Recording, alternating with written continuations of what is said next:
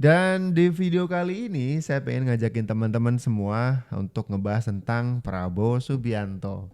Pada saat kampanye kita sering mendengar atau menonton atau membaca istilah-istilah yang ditujukan kepada Prabowo dengan inisial atau kode 08. Ini maksudnya apa ya? Apakah 08 itu maksudnya presiden ke-8? Gak tahu nih. Ini pasti ada ceritanya, ada alasannya nih. Kenapa disebut Prabowo itu 08? Ini saya punya video yang Bapak harus nonton nih. Iya. Saya tunjukin lagi ya. Suatu saat waktu saya kapten, komandan saya orang Batak. Namanya Pak Luhut Panjaitan. Dia bilang, "Wah, apa ini? Tentara kok selalu pakai bahasa Jawa. Kita rubah. Sandi-sandi kita sekarang pakai angka." "Siap, komandan," saya bilang. Karena saya komandan, sandi saya 09. Karena 9 angka tertinggi kan gitu. "Kau wakil saya, kau 08. Siap." Dari kapten sampai jenderal, sampai pensiun, sampai jadi presiden terpilih, saya dipanggilnya 08 terus. Saya penasaran Pak, kenapa akhirnya Bapak memilih kode itu 08 dan 09 itu? Kemudian. Ya, sebenarnya itu ada ada Kapten John Ramses itu perhubungan kita. "John, kau bikin itu apa itu nama-nama?" Karena saya selalu ngomongnya begitu dari dulu. "Oh iya Pak, setuju Pak, siap Pak," katanya itu. Ya udah, ya pakai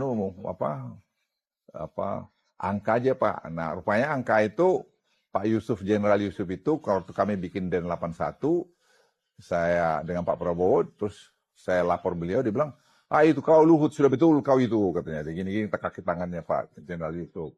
Itu angka tertinggi dalam Quran ya 9. Jadi 8 tambah 9, 8 tambah 1, 9.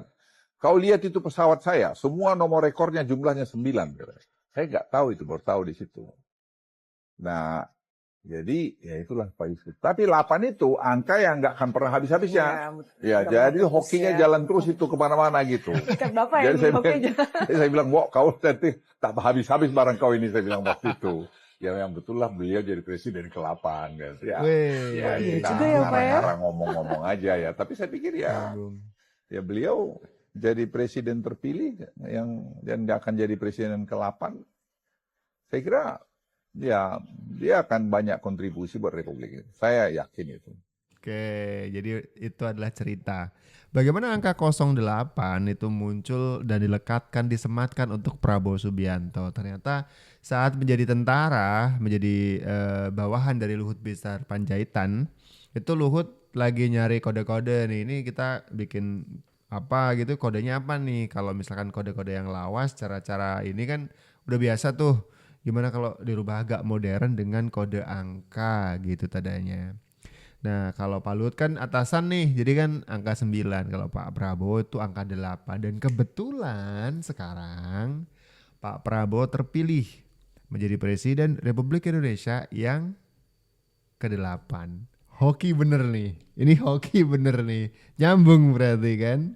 Kita mungkin beruntung Pak Prabowo ini jadi presiden terpilih sekarang. Karena saya berkali-kali bicara sama beliau masih tetap komit untuk meneruskan. Karena saya beritahu, ya kan, ya kalau saya berdua suka ngomong kadang-kadang, ya bertahun-tahun kami bersama kan ngomongnya plus saja ya. Saya bilang, "Wah, kamu, kalau saya, maaf ini, kamu udah presiden terpilih." "Abang ini," saya suka dimarahin juga sama dia. Ya, saya bilang, terusin aja yang dibikin Pak Jokowi. Karena pengalaman saya, waktu saya kepala staf presiden, itu membuat satu program itu bisa 2 tahun loh.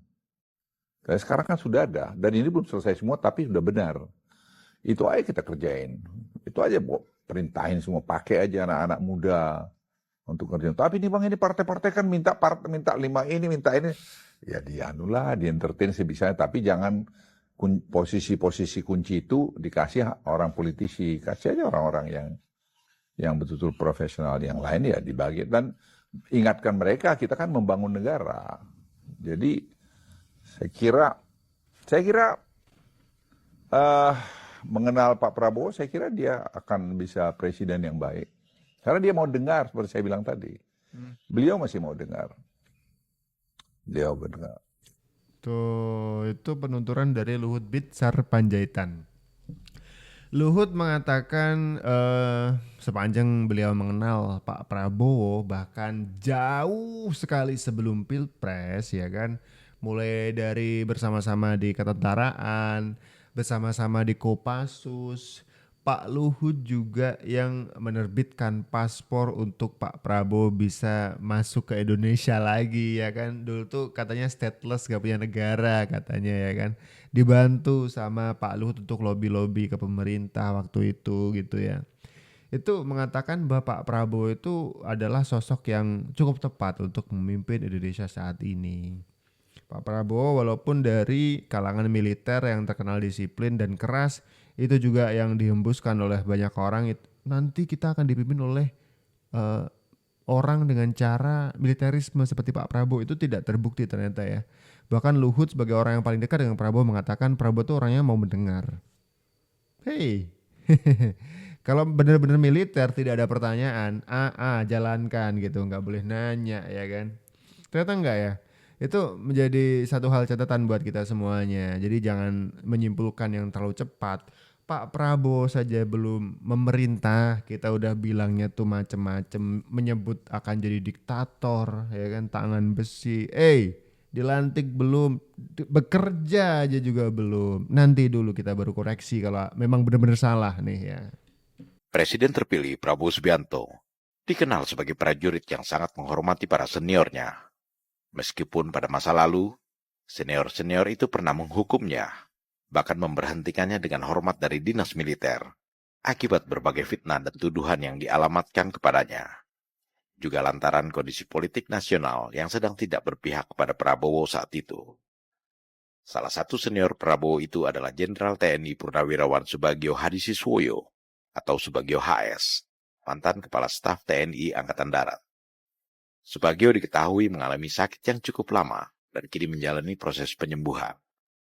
Prabowo pun menyempatkan diri untuk menjenguk Subagio di tempat kediamannya di Yogyakarta, lalu memberikan hormat militer sebagaimana layaknya seorang bawahan kepada atasan.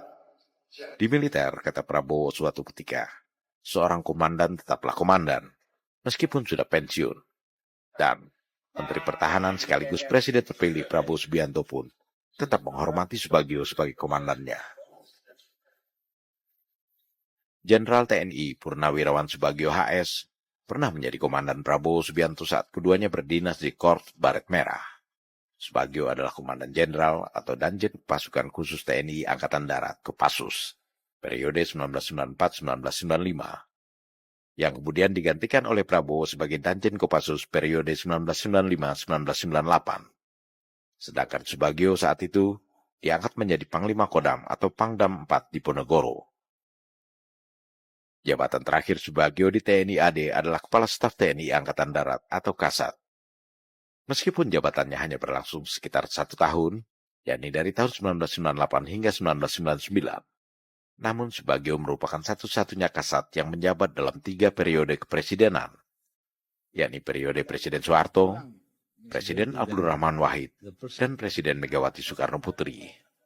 Ia juga pernah menjadi anggota Dewan Pertimbangan Presiden atau Watinpres pada periode pertama kepemimpinan Presiden Joko Widodo. Oke, jadi kalau kita mencoba untuk menelisik lebih jauh ke belakang bagaimana cerita militer Pak Prabowo itu gak mulus-mulus banget loh. Beliau itu pernah diberhentikan secara hormat tapi ya, walaupun ada beberapa tuduhan kasus tapi tidak pernah terbukti di persidangan, dan kemudian itu ada aroma-aroma politik yang menyebabkan kejadian itu terjadi begitu.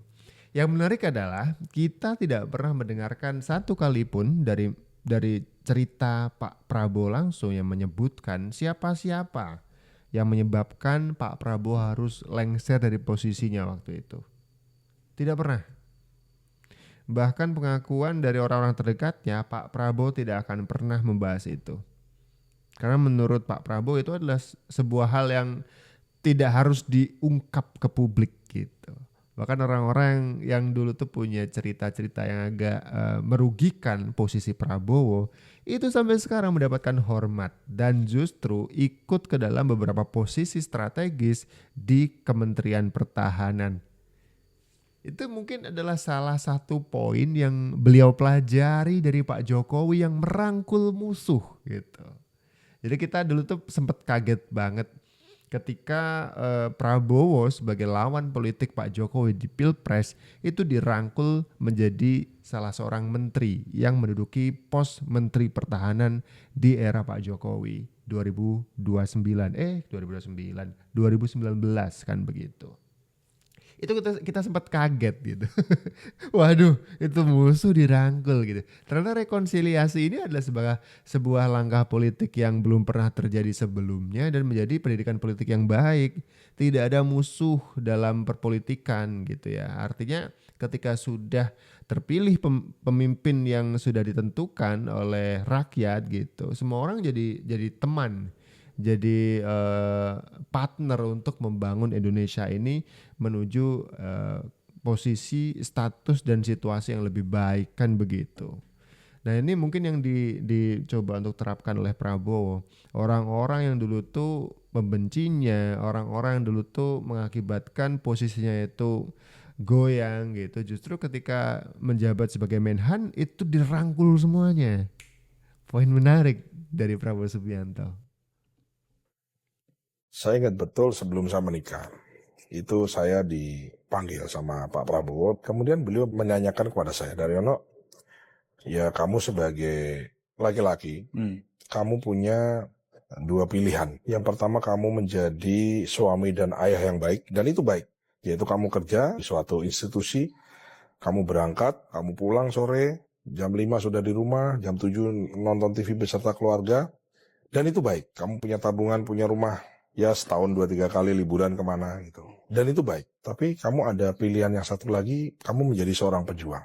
Seorang pejuang adalah orang yang tidak hanya memikirkan dirinya dan keluarga intinya saja, tapi ikut memikirkan nasib orang-orang yang dia tidak kenal, yang kita tidak kenal dan mereka tidak kenal kita. Dengan begitu kamu tidak bisa berangkat pagi pulang sore, mungkin pulangnya menjadi malam, kadang-kadang mungkin nggak pulang, harus pergi jauh, meninggalkan keluarga. Saatnya libur, ternyata nggak libur.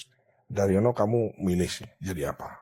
Saya sampaikan, saya siap jadi pejuang, Pak. Sehingga bagi saya, pejuang tuh begitu, Mas.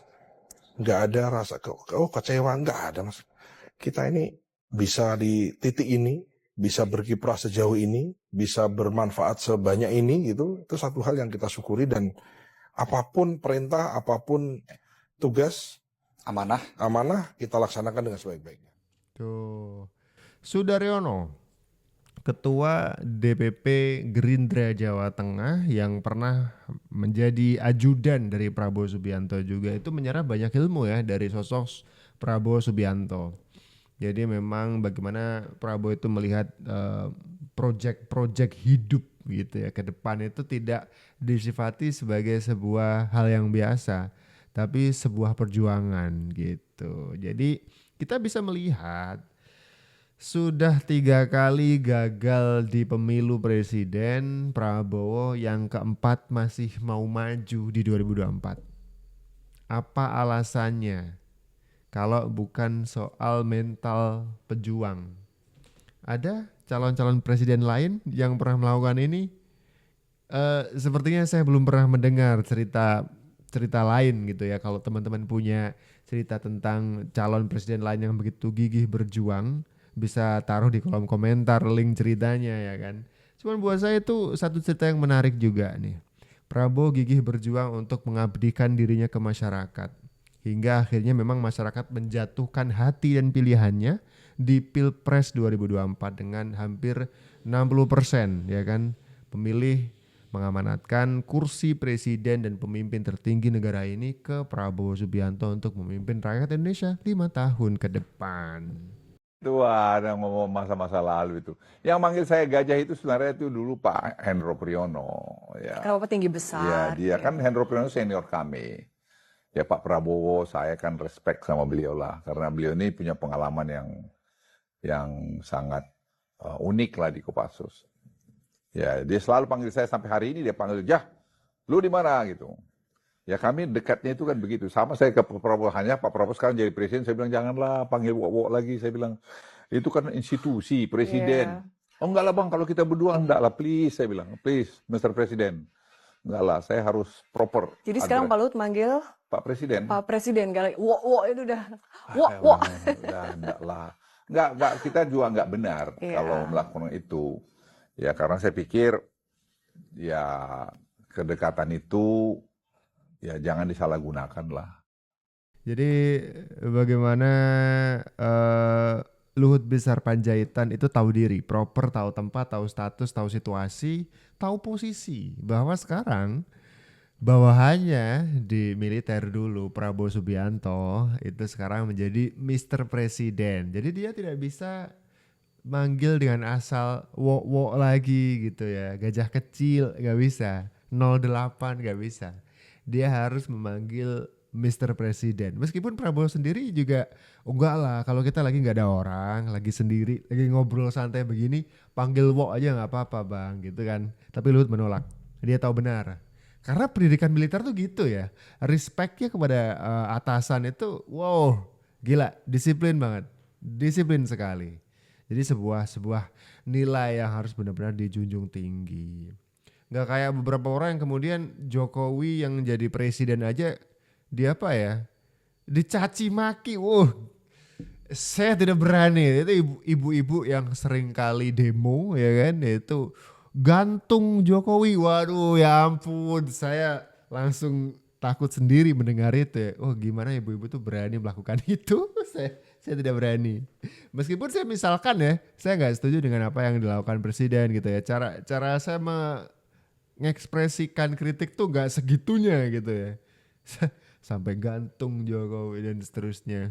Tidak seperti itu. Tetap itu adalah sebuah kursi kepemimpinan yang harus kita hormati bareng-bareng. Kalau kritisi tetap.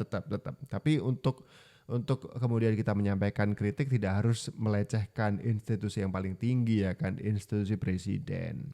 Setuju nggak kalian? Coba kasih komentar di bawah. Bagaimana pendapat kalian tentang hal ini? Saya Abdul. Ciao.